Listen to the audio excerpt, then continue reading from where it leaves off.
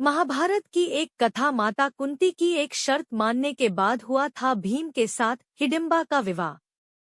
महाभारत में कई ऐसी रोचक कथाएं मिलती हैं जो व्यक्ति को अनभित कर सकती हैं। पांडव जो महाभारत के मुख्य पात्र रहे हैं, उन्हें लेकर इस ग्रंथ में यह वर्णन मिलता है कि द्रौपदी पांचों पांडवों की पत्नी थी। इसके अलावा भी सभी पांडवों की अलग अलग पत्नियां भी थीं। आज हम आपको भीमसेन और हिडिंबा के विवाह से जुड़ी एक कथा बताने जा रहे हैं।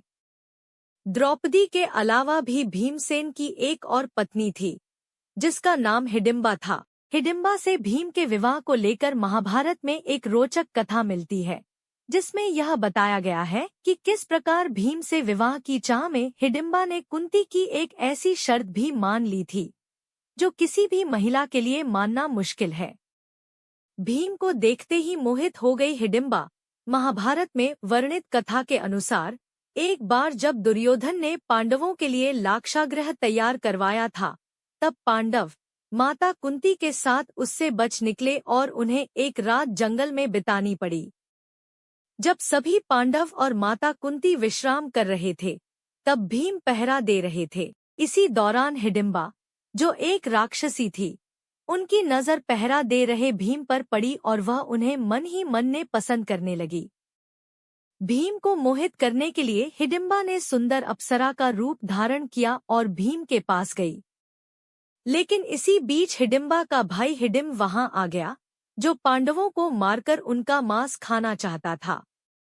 उसने भीम पर हमला कर दिया, जिससे भीम हिडिंब के बीच युद्ध छिड़ गया। इस युद्ध में भीमसेन की विजय हुई और हिडिंब मारा गया। भीम के सामने रखा विवाह का प्रस्ताव। इसके बाद हिडिंबा अपने असली रूप में आई और उसने भीम के सामने विवाह का प्रस्ताव रखा, लेकिन भीम ने यह कहकर विवाह से इनकार कर दिया कि तुम राक्षस कुल की हो। इसके बाद हिडिंबा माता कुंती के पास गई, उनसे भीम और अपने विवाह की बात कहने लगी।